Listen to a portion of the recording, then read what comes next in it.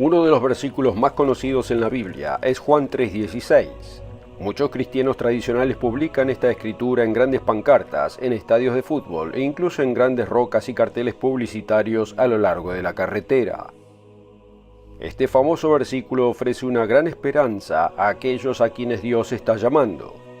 Pero pocos, incluso los que profesan ser cristianos, entienden la intensa verdad encerrada en esta profunda declaración.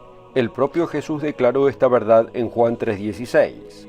Porque de tal manera amó Dios al mundo, que ha dado a su Hijo unigénito, para que todo aquel que en él cree no perezca, sino que tenga vida eterna. Ocultas en este famoso versículo hay 8 verdades espirituales vitales, pero para la mayoría son 8 misterios ocultos. ¿Por qué? Porque lo oyeron basándose en tradiciones humanas en lugar de doctrinas cristianas basadas en la Biblia. ¿Un Dios que ama al mundo condenaría a su creación a un infierno de fuego eterno? ¿Cómo podría ser esto justo? Y si Dios permitió que Jesús muriera para que los creyentes no perecieran, ¿de dónde sale la idea de que los impíos no perecerán, sino que vivirán en dolor eterno? Y sobre todo, ¿qué significa tener vida eterna como seguidor de Jesucristo nacido de nuevo? En el programa de hoy podrá entender 4 misterios de Juan 3:16. Acompáñenos.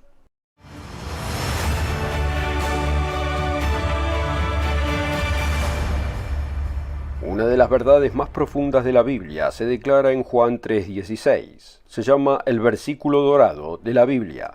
Debemos buscar la verdad, pero hay tantas interpretaciones y creencias diferentes, incluso entre los cristianos tradicionales. Escuche lo siguiente.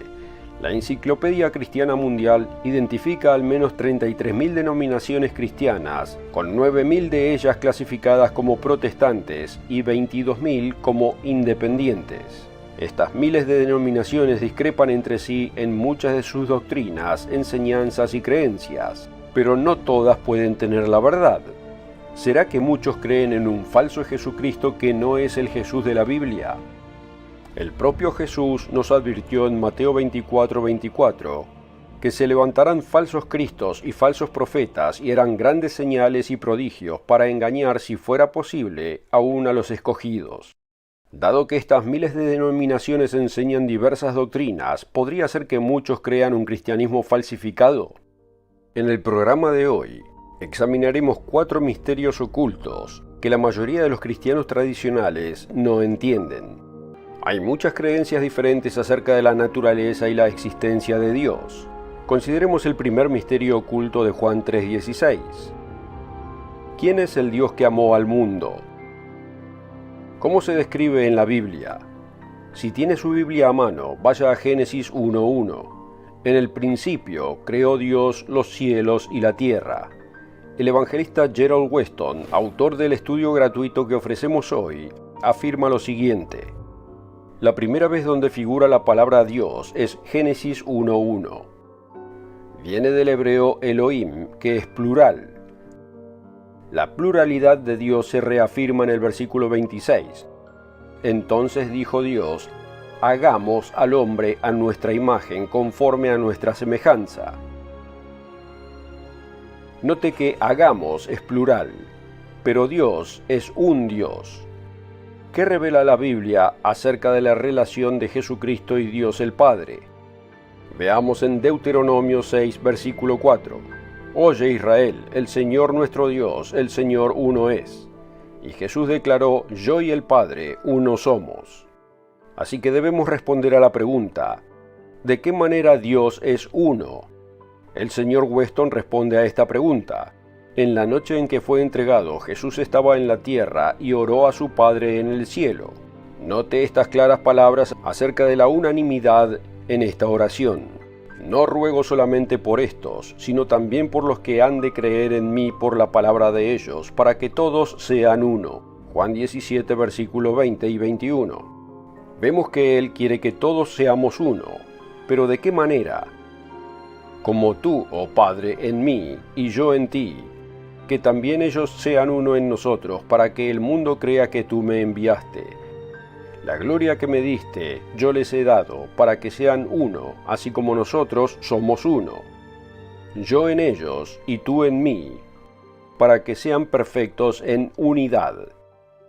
Versículos 21 al 23.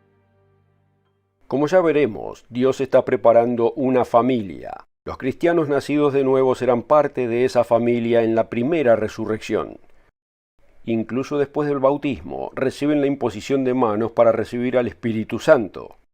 Todos necesitamos el don del Espíritu Santo de Dios, el poder de Dios, como dijo Jesús en Hechos 1, versículos 7 y 8, y como exhortó el apóstol Pedro en Hechos 2, 38. Gracias a Dios que da a los pecadores arrepentidos el don del Espíritu Santo, el espíritu de poder, de amor y de dominio propio, como dice 2 de Timoteo 1, versículo 7. Dios es el Padre de quien toma nombre toda familia en los cielos y en la tierra. Efesios 3, versículo 15. Amigos, oren para que ustedes también puedan tener a Dios por Padre. Jesús nos enseñó a orar al Padre en Mateo 6, versículo 9. Hemos visto que Dios el Padre y Jesucristo son uno. Son los dos seres existentes en la familia del único Dios. De hecho, Dios Padre es el Padre de quien toma nombre toda familia en los cielos y en la tierra. Efesios 3, versículo 15. Y los cristianos fieles se unirán a ellos cuando nazcan de nuevo, como ya veremos en este programa. Vimos que el Padre y Jesucristo ahora son miembros de esa única familia. Como el apóstol Juan nos enseñó en Juan 1, versículo 14, y aquel Verbo fue hecho carne, y habitó entre nosotros, y vimos su gloria, gloria como del unigénito del Padre, lleno de gracia y de verdad. Y fue ese Jesús, el Hijo de Dios, quien derramó el Espíritu Santo sobre los discípulos en Hechos 2, versículo 32. A este Jesús resucitó Dios, de lo cual todos nosotros somos testigos. Así que exaltado por la diestra de Dios y habiendo recibido del Padre la promesa del Espíritu Santo, ha derramado esto que vosotros veis y oís. Amigo, usted necesita el Espíritu Santo, como ya veremos más adelante. Otra verdad oculta y misterio de Juan 3:16 es la respuesta a la pregunta, ¿es Dios justo? Misterio oculto número 2, ¿es Dios justo? Cuando llegue a comprender realmente el asombroso e incondicional amor eterno que el Dios Creador tiene por los seres humanos, comprenderá que cada ser humano tendrá una oportunidad genuina de salvación. Y esto introduce esta segunda verdad oculta. Muchos cristianos tradicionales tienen la idea errónea de que Dios quemará a millones de personas en el fuego del infierno por siempre, solo porque dispuso que nacieran y murieran sin escuchar el nombre de Cristo o el Evangelio de Cristo. ¿Es eso justo? En el capítulo 3 del folleto gratuito de hoy, el evangelista Gerald Weston dice: el apóstol Juan enseñó que de tal manera amó Dios al mundo. Juan 3:16. Aquí el mundo no se refiere al planeta Tierra, sino a las personas que habitan aquí. Y no importa cómo haga la cuenta, de cualquier modo, siempre ha habido muchos más no salvos que salvos. Así que si Dios amó al mundo, ¿cómo puede ser esto? ¿Es tan débil que no puede salvar a la mayoría de su creación? Esto lleva a la pregunta, ¿es Dios justo? ¿Hace Él acepción de personas? ¿Tuvieron todos o tendrán todos una oportunidad genuina y justa de salvación? Páginas 17 y 18. Los eruditos bíblicos saben que la salvación viene solo a través del nombre del Salvador del mundo, Jesucristo, como nos dice en Hechos 4, versículo 12. Y en ningún otro hay salvación, porque no hay otro nombre bajo el cielo dado a los hombres en que podamos ser salvos. Amigo, Dios tiene un plan para aquellos que nunca escucharon el nombre de Jesucristo. El misterio oculto número 2 ¿es Dios justo? Dios no condenará a aquellos que nunca escucharon el nombre de Cristo, como creen muchos en el cristianismo tradicional. Pregúntele a su ministro o pastor, si una tribu en una selva remota nunca escuchó el nombre de Cristo, si nunca aceptó a Jesucristo como su Salvador, ¿serán condenados al fuego del infierno cuando mueran? Puede que les sorprenda la respuesta. La Biblia revela que Dios les dará a tales personas una oportunidad de salvación en la segunda resurrección. Eso se describe en Apocalipsis 20, versículos 11 al 13. Busque en su Biblia Apocalipsis 20, versículo 11. Dios nos revela en el juicio del gran trono blanco, Este juicio tiene lugar después del reinado de 1000 años de Cristo en la tierra. Estos son el resto de los muertos, mencionados en el versículo 5. Esta es la segunda resurrección general de los muertos. Apocalipsis 20, versículo 11. Y vi un gran trono blanco, y al que estaba sentado en él, de delante del cual huyeron la tierra y el cielo, y ningún lugar se encontró para ellos. Y vi a los muertos grandes y pequeños, de pie ante Dios. Si los muertos están de pie ante Dios, es porque han resucitado. Encontrará una descripción de esta resurrección a la vida física en Ezequiel 37, el valle de los huesos secos cobra vida. Ahora, continuando en Apocalipsis 20, versículo 12. Y los libros fueron abiertos. La palabra griega original para libros es biblio, de donde derivamos la palabra Biblia. Continuemos. Y otro libro fue abierto, el cual es el libro de la vida, y fueron juzgados los muertos por las cosas que estaban escritas en los libros según sus obras. Y el mar entregó a los muertos que había en él, y la muerte y el Hades entregaron los muertos que había en ellos, y fueron juzgados cada uno según sus obras. En el juicio del trono blanco, millones de personas que nunca oyeron el nombre de Cristo tendrán su primera oportunidad genuina de salvación. Esa resurrección al juicio puede incluir amigos y parientes que quizás usted haya pensado que estaban perdidos por siempre. El misterio oculto número 1 que estudiamos es ¿quién es el Dios que amó al mundo? El misterio oculto número 2 ¿es Dios justo? El misterio oculto número 3 es muy importante para entender la verdad de Dios. ¿Cuál es el significado bíblico de perecer? Amigo, Dios es el dador de la vida, el creador de todas las cosas. Él es el que nos da la vida. Vaya a Hechos 17. En el versículo 26 el apóstol Pablo revela la relación que Dios desea con todos nosotros. Y de una sangre ha hecho todo el linaje de los hombres, para que habiten sobre toda la faz de la tierra, y les ha prefijado el orden de los tiempos y los límites de su habitación, para que busquen a Dios, si en alguna manera palpando puedan hallarle, aunque ciertamente no está lejos de cada uno de nosotros, porque en él vivimos y nos movemos y somos, como algunos de vuestros propios poetas también han dicho, porque linaje suyo somos. Hechos 17, versículos 26 al 28. Ya que Dios es el dador de la vida, ¿qué significa perecer? Muchos creen que nunca perecerán. Creen en la doctrina pagana del alma inmortal. Creen que su supuesta alma inmortal no perecerá en la muerte. Gerald Weston dice en su informativo folleto gratuito sobre Juan 3:16, el diccionario revisado Webster define perecer como ser destruido, morir, convertirse en nada, extinguirse, perecer. Sabemos lo que significa cuando la comida perece. Hablamos de personas que perecen en un accidente aéreo. Así que cuando se trata de asuntos bíblicos, ¿por qué la gente fuerza otros significados incorrectos de perecer? La Biblia está de acuerdo consistente e inequívocamente con la definición estándar del diccionario de perecer. Enseña claramente que la vida y la muerte son opuestas. En ninguna parte de las Escrituras se describe la vida humana como inherentemente inmortal. Como ya hemos visto, incluso el alma, sea lo que fuere, puede morir. Ezequiel 18, versículos 4 y versículo 20. La palabra de Dios revela que la inmortalidad no es algo que ya tenemos, sino que es algo que debemos buscar. Romanos 2, versículos 6 y 7. Y debemos vestirnos de ella. Primera de Corintios 15, versículos 53 al 54. Página 50 del folleto. La Biblia revela claramente que solo Dios tiene inmortalidad, Primera de Timoteo 6, versículo 16, y que la inmortalidad es algo de lo que debemos vestirnos en el futuro, Primera de Corintios 15, 53. El propósito de Dios es salvarnos de la muerte eterna, salvarnos de perecer. Pero la Escritura nos dice que aquellos que sellan su carácter con el mal perecerán en el lago de fuego. Lea eso en Apocalipsis 21, versículos 7 y 8. El que venciere heredará todas las cosas, y yo seré su Dios, y él será mi hijo. Pero los cobardes e incrédulos, los abominables y homicidas, los fornicarios y hechiceros, los idólatras y todos los mentirosos tendrán su parte en el lago que arde con fuego y azufre, que es la muerte segunda.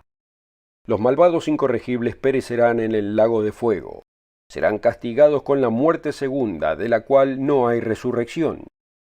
Ese es el castigo de la muerte eterna, como dice en Romanos 6:23, porque la paga del pecado es muerte, mas la dádiva de Dios es vida eterna en Cristo Jesús, Señor nuestro. Todavía no poseemos la inmortalidad. La vida eterna es una dádiva de Dios. Así que vemos el contraste entre el cristianismo tradicional y el cristianismo bíblico. El cristianismo tradicional enseña que tenemos un alma inmortal que siempre vivirá y nunca perecerá ni dejará de existir.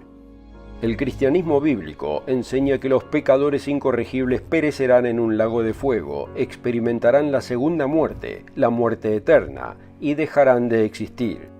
Pero la buena noticia es que los que verdaderamente crean en el Cristo de la Biblia, que se arrepientan y sean bautizados como dice Hechos 2:38, y permanezcan fieles, no perecerán.